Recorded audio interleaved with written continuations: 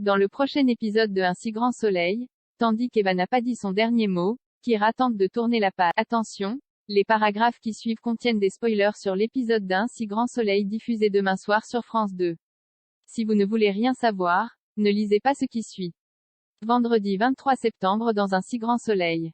Eva n'a pas dit son dernier mot face aux questions de Cécile. Christophe finit par lui révéler le lien qui l'unit à Achille. En réalité, il a rencontré Achille et sa mère lorsqu'ils venaient à son cabinet pour faire soigner leur chien. Comme ils avaient peu d'argent, Christophe ne les faisait jamais payer. Touché par cette mère qui essayait par tous les moyens de s'en sortir, il a fini par s'attacher à eux. Malheureusement, la maman d'Achille est décédée quelques années plus tôt. Seul du jour au lendemain, il a ensuite été placé en famille d'accueil. Depuis, Christophe s'occupe de lui. Après son récit, Christophe présente ses excuses à Cécile pour ne pas lui avoir dit la vérité plus tôt. S'il est certain que leur couple pourra surmonter cette épreuve, ce n'est pas le cas de Cécile qui n'a plus du tout confiance en lui. En colère, elle lui demande de partir sur le champ. De son côté, Johanna apprend à Eva que sa plainte va être classée sans suite et que son mari est mort des suites de son opération. Elle précise également qu'il est possible que cette erreur soit intentionnelle.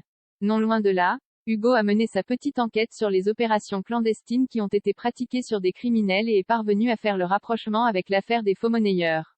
En effet, c'est lui qui avait pratiqué l'autopsie de Pauline. À l'époque, cette dernière avait été opérée par une personne qui se faisait appeler le fleuriste. Puisqu'il soupçonne ce fameux fleuriste d'avoir opéré Patrice, Hugo sollicite l'aide de Yann pour interroger le seul témoin capable d'identifier le chirurgien. Les deux amis se rendent donc en prison pour rencontrer Gaëlle Lestrac. Cependant, celle-ci n'a pas l'intention de dénoncer l'homme qui lui a sauvé la vie. Non loin de là, Christophe se montre honnête avec Achille sur les véritables raisons des tensions qu'il y a dans son couple. Comme l'adolescent culpabilise, Christophe assure que rien n'est pas de sa faute puis lui précise combien il est heureux qu'il fasse partie de sa vie. En souriant, Achille prend dans ses bras. En parallèle, Margot présente ses excuses à sa sœur pour s'être immiscée dans son couple. Si elle peine à comprendre pourquoi Christophe lui a caché l'existence d'Achille, elle regrette surtout d'avoir fait souffrir sa sœur en lui disant la vérité. Pour Cécile, elle a bien fait car elle était en droit de savoir. Pendant ce temps, Eva a obtenu l'autorisation de voir la dépouille de son mari. Très émue, elle jure de faire payer la personne responsable de sa mort et de lui prendre ce qu'il a de plus cher.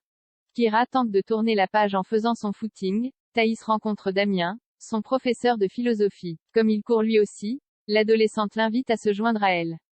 Ce qu'il accepte. De son côté, Louis est convaincu que Kyra est distante à cause de son faux témoignage. Lorsqu'il lui présente ses excuses, elle le regarde puis s'en va. Plus tard, Kyra rapporte à Thaïs la discussion qu'elle a eue avec Louis. Il faut dire que l'adolescente croyait beaucoup à cette histoire avec lui et pensait même qu'il serait sa véritable première histoire d'amour. Compréhensive, Thaïs l'encourage cependant à passer à autre chose et l'invite à l'accompagner à une soirée étudiante pour se changer les idées. Kyra appelle donc Claire et lui demande l'autorisation de sortir. Compte tenu de son honnêteté, l'infirmière accepte mais l'enjoint en revanche à se montrer prudente. Pour sa part, Louis est contrarié. Lily tente alors de le rassurer et se propose de parler à Kyra pour apaiser les tensions. Estimant que cela ne la regarde pas, l'adolescent refuse. Plus tard, Thaïs et Kyra ont passé une excellente soirée sur la piste de danse. Si Kyra n'a pas fait attention aux garçons autour d'elle parce qu'elle pense ne pas leur plaire, Thaïs assure qu'ils la dévoraient tous des yeux. Cette dernière pousse donc son amie à se faire plus confiance.